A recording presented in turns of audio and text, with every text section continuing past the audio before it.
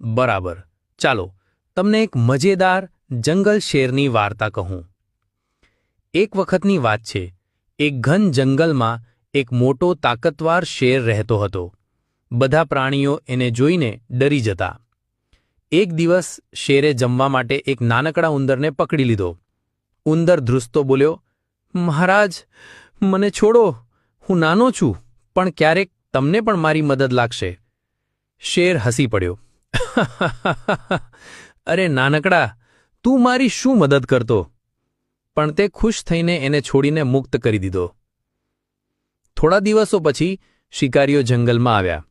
તેઓએ શેરને પકડ્યો અને જાળમાં બાંધી દીધો. શેર ગરજતો રહ્યો, પણ છૂટાઈ શક્યો નહીં.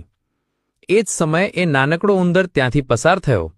તે તરત જ જાળ કતરવા લાગ્યો અને થોડા જ સમયમાં શેરને મુક્ત કરી દીધો.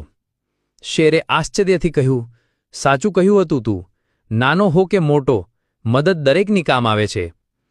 તે દિવસથી શેર અને ઉંદર સારા મિત્ર બની ગયા. બોધ: ક્યારેક કોઈને નાનો ન માનવો. મિત્રતા અને દયાળુપણું જીવનમાં